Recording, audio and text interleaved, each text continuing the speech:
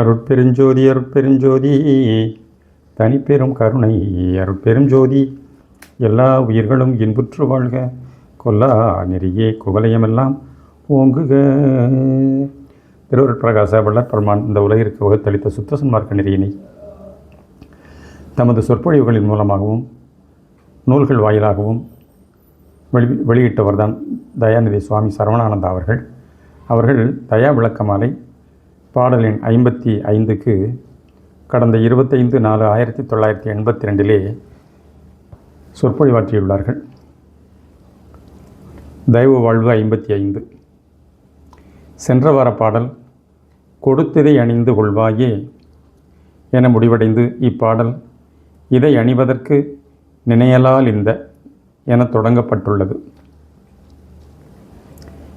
இதை அணிவதற்கு நினையலால் இந்த எழிற் பிரபஞ்சமேல வரும் கதையினிற் கூட காண்பதற்கில்லை கருணை சேர்க்கடிமணங்கொண்ட சுதை மலர் நீயன் உளத்திருந்தருள தொடுத்தனன் சுடர் செய்யும் மாலை சிதைவிலாதணிந்து திகழ்ந்திடன் உள்ளே சித்தலாம் வெளிப்படற்கின்றே.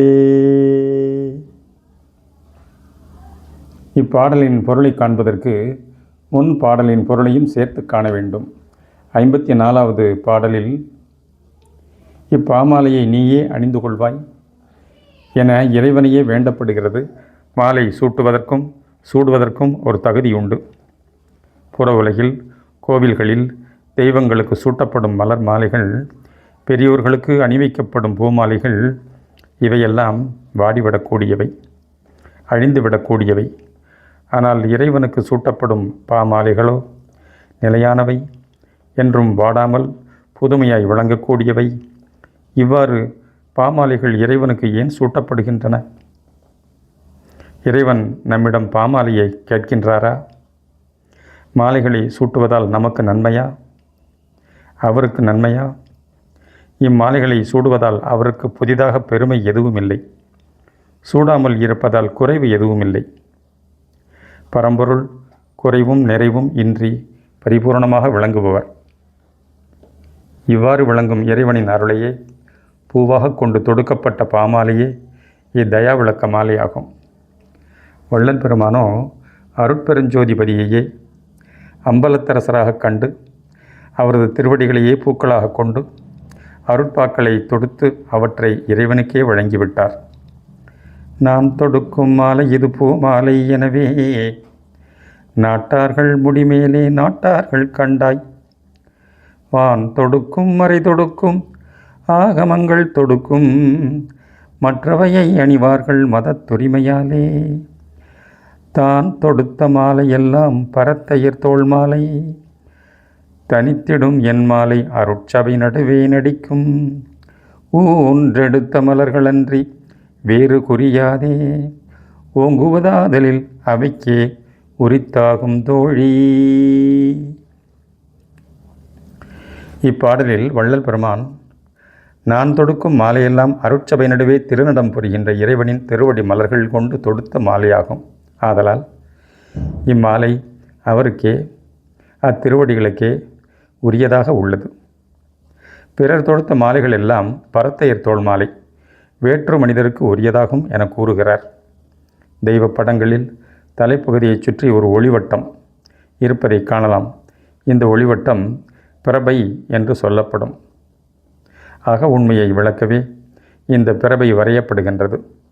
ஒவ்வொரு ஆன்ம அணுவிலும் இறைவன் அருள் ஒளியாக விளங்கி கொண்டுள்ளார். அவ்வருள் ஒளியை சூழ்ந்துள்ள இயற்கை ஜோதி வடிவே ஒரு மாலையாக விளங்குகின்றது. புற உலகில் புலமைத்தரத்தால் தேகப்பற்று கொண்டு பாடுகின்ற பாட்டுகள் யாவும் குறை உடையனவே. புராணங்களும் இதிகாசங்களும் கூறும் வணங்கும் தெய்வங்கள் எல்லாம் கூட மனிதனின் கற்பனையே. மேலும் இந்த எழிற்பிரபஞ்சமாக அழகுமிக்க பிரபஞ்சமானது தோன்றி மறையும் தன்மையுடையது. ஆகையால் இம்மாலையை சூட்டிக்கொள்ளக்கூடிய எவரையும் கதையில் கூட காண முடிகின்றதில்லை. இதனை நீயே ஏற்றிக்கொள்வாயாக என வேண்டப்படுகின்றது. கருணை சேர் கடிமணங்கொண்ட சுதை மலர் நீ என் உளத்திருந்துதவ தொடுத்தனன் சுடர் செய்யும் மாலை என்றும் விவரிக்கப்படுகின்றது. கடிமணம் என்ற சொல்லில் கடி என்பது மணம் என்ற பொருளையும் காவல் என்ற பொருளையும் உடையது. இங்கு கடிமணம் என அமைந்தது காவல் உடைய மனம் என்ற பொருளை தருகின்றது. ஒரு ஆன்மாவிற்குள் இறைவனின் திருவருளே மனமாக அமைந்துள்ளது. ஆன்மாவானது பக்குவத்தால் மலர்ந்து அருள் மனம் வெளிப்பட வேண்டும். அரும்பாக இருக்கும்போது அதிலிருந்து மனமும் வெளிப்படுவதில்லை. இந்த அருள் மனம் எப்படிப்பட்டது? அருள் மனம் என்பது வள்ளல் அனுபவத்தில் பசுங்கற்பூர மனமாகும். இயற்கையிலேயே ஒவ்வொரு பொருளுக்கும் ஒரு மனம் உண்டு. பசுங்கற்பூர மனம் தெய்வீக மனமாகும். கற்பூர மனம் விஷத்தன்மைகளை நீக்குவது ஆகும். ஆகையால் கோவில்களில் கற்பூரத்தை உபயோகப்படுத்துகின்றார்கள். கோவில்களில் கற்ப கிரகத்தில் கூட்டம் அதிகமாக இருக்கும் சமயம் எல்லோருடைய மூச்சுக்காற்றும் ஒன்றாக கலந்து அங்கு அசுத்த காற்றை நிரம்பி விடுகிறது. அதோடு அபான வாயுவும் கூடிவிடும். இவற்றையெல்லாம் நீக்கி விஷத்தன்மைகளை களைந்து சுத்தப்படுத்துவது கற்பூரமாகும்.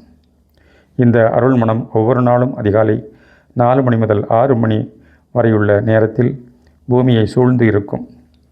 இந்த நேரம் அமுதகாலம் எனப்படும். இந்த நேரத்தில் பள்ளி குழந்தைகள் சுத்தமாக இருந்து பாடங்களை படித்தால் அவை மனதில் பதியும். பெரியோர்களின் மனம் எத்தனையோ பிரச்சனைகளில் ஈடுபட்டு அமைதியின்றி இருக்கும். அவர்கள் தூங்கி எழும்போது மனம் கொஞ்சம் அமைதியுறுகிறது. அதோடு அமுத காலத்தில் தியானம் செய்தால் மனம் ஓர்மையும் சாந்தியும் அடைகிறது. இந்த அருள் மனத்தை முழுமையாக பெற்றுக்கொண்டவர் வள்ளல் பெருமான் ஒருவரே. இந்த அருள் மனம் எப்போதும் அவரை சூழ்ந்து இருந்தது. இந்த மனத்தை அவர் அருகில் சென்றுதான் அறிய வேண்டும் என்பதில்லை. 100 அடிக்கு அப்பால் இருப்பினும் உணர முடியும். வள்ளல் பெருமான் தாம் பெற்ற அருள் அனுபவங்களையெல்லாம் அனுபவ மாலையாக வெளியிட்டார். பாமாலையில் தாம் பெற்றுக்கொண்ட அருள் மனம் கற்பூர மனம் பற்றி விவரிக்கின்றார். கற்பூரம் மணக்கின்றதென் உடம்பு முழுதும் கணவர் திருமேனியிலே கலந்த மனம் அதுதான் ஈர்ப்பூத மனம் போல மறைவதன்று கண்டாய் இயற்கை மனம் துரிய நிறை இறை வடிவத்துள்ளதே பொற்பூவும் நறுமணமும் கண்டறியார் உலகர் புண்ணியனார் திருவடிவில் நன்னியவாறதுவே நற்போதி அணிந்த திருவடிவமுற்றும் தோழி நான் கண்டேன் நான் புணர்ந்தேன் நான் அதுவானேனே நான் கண்டேன் நான் புணர்ந்தேன் நான் அதுவானேனே. மேலும் இப்பாடலில் கருணை சேர் கடிமணம் என்று விவரிக்கப்படுகின்றது. கருணை என்றால் தயவு, இரக்கம் என்று பொருள் கொள்ளப்படும். இறைவன் அருட்பெரும் ஜோதியாக அகண்ட வெளிமுற்றும் நிறைந்து விளங்க அவரது அருள் தன்மை தனிப்பெரும் கருணையாக அருள் மனமாக ஆன்மாவின் அகத்தே விளங்குகின்றது. அந்த அருள் மனம் கொண்ட ஆன்மா கதை மலர் என்று விளக்கப்படுகின்றது. சுதை மலர் என்று விளக்கப்படுகிறது. சுதை என்றால் தேன் என்று பொருள். தேன் மலர்களிலிருந்து கிடைக்கின்றது. தேன் உணவுப் பொருளாகவும் மருந்தாகவும் பயன்படுகின்றது. தேனை நாம் மலர்களிலிருந்து நேரடியாக பெறுவதில்லை. வண்டுகள், தேனீக்கள் இவைகள் தேனடையில் சேர்த்து வைத்திருப்பதைத்தான் நாம் பெற்றுக்கொள்கிறோம். இவ்வாறு பெறப்படும் தேன்தான் கெட்டுவிடாமல் இருக்கும். இதனால் தேனுக்கு வண்டெச்சில் என்பது ஒரு பெயராகும். ஒவ்வொரு மலரிலிருந்து கிடைக்கும் தேனும் வேறு நிறமும் மணமும் சுவையும் கொண்டவை. இவற்றுள் வாழைப்பூவில் உள்ள தேன் நிறமற்றதாக வெண்மை நிறம் போன்றதாக இருக்கும். இதுவரை புற உலகில் கிடைக்கும் தேன் பற்றிய விஷயங்களை அறிந்தோம். இனி அகநிலையில் தேன் தரும் இன்பம் பற்றி அறிவோம். இங்கு சுதை என்ற சொல் தேன் என்ற பொருளை தருகிறது. தேன் என்பது கள் எனவும் அமுதம் எனவும் சொல்லப்படும். இங்கு சுதை மலர் என்று குறிப்பிட்டது நம்முள் விளங்கும் கடவுள் ஆன்ம ஒளியே ஆகும். எங்கும் எல்லாவற்றிலும் நிறைந்து விளங்கும் தயா பெருஞ்சோதிபதியே தனிப்பெரும் தயவால் தயவு ஒளி விளக்காக நமது சரணடுத்தலத்தை விளங்கி கொண்டுள்ளார். வள்ளல் பெருமான் அருட்பெரும் ஜோதியாக கண்ட கடவுள் உண்மை இன்று அவரே நம்மில் இருந்து தயவு என்பதன் உண்மையை உணர்த்த நாம் அறிந்து வெளியிட முடிகிறது. தயவு என்ற சொல்லே கடவுள் உண்மையை தன்னுள்ளே கொண்டு விளங்குகின்றது. த எங்கும் நிறைந்து விளங்கும் இறைவனின் தகரகாச வடிவம். ய அது நமக்குள்ளே விளங்கும் ஆன்ம வடிவம். உ ஐஞ்செயல் காரியப்பாடுகளை குறிப்பது. தயவு வண்ண இறைவன் தயவு ஒளி விளக்காக நமது சிறநடுத்தலத்தை விளங்கி கொண்டுள்ளார்.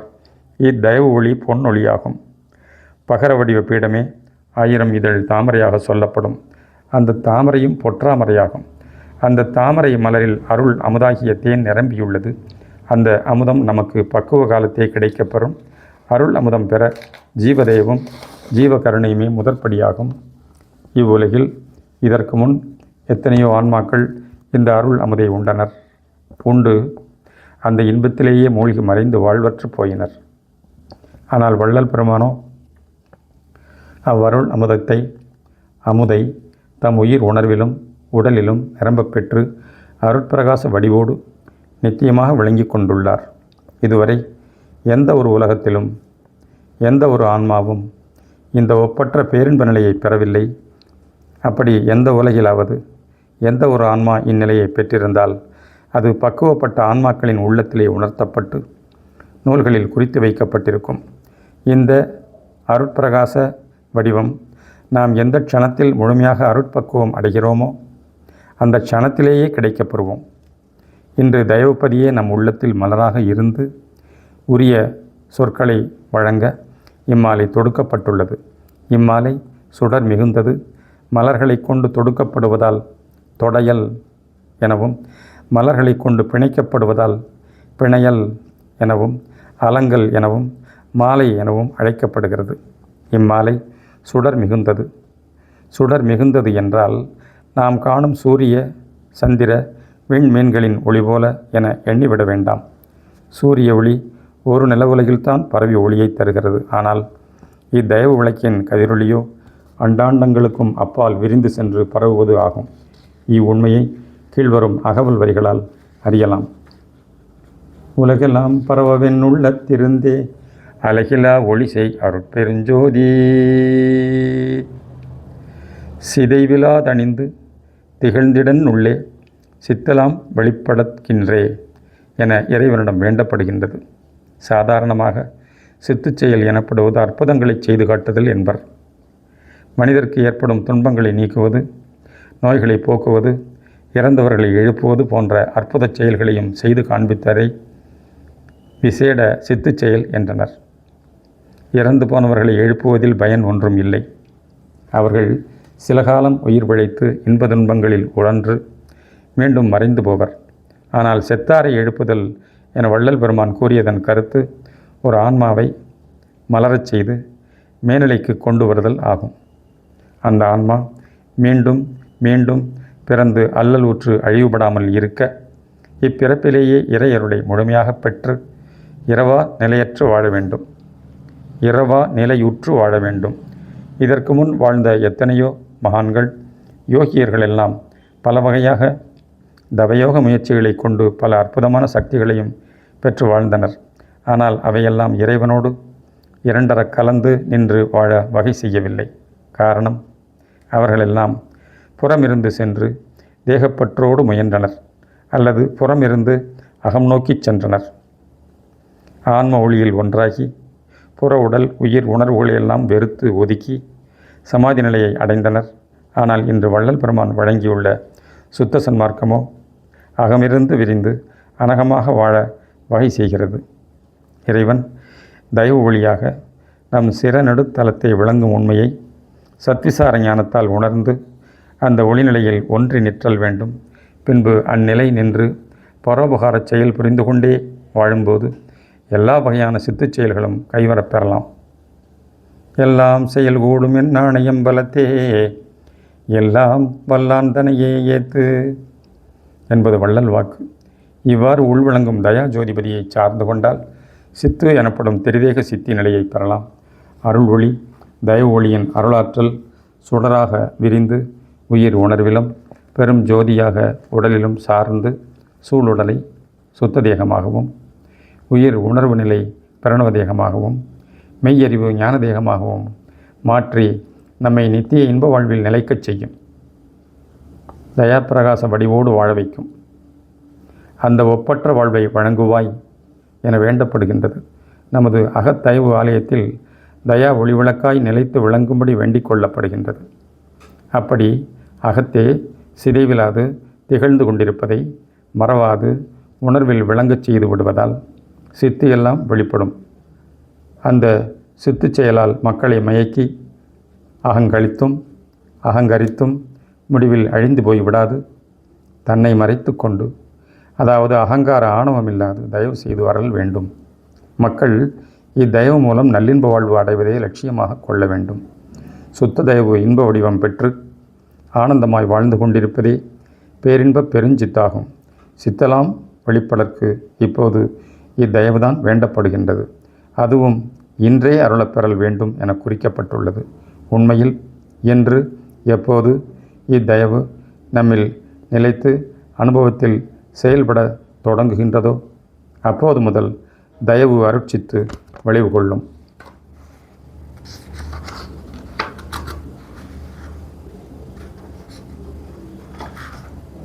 அருட்பெருஞ்சோதி அருட்பெரும் ஜோதி தனிப்பெரும் கருணை அருட்பெரும் ஜோதி. தயவு.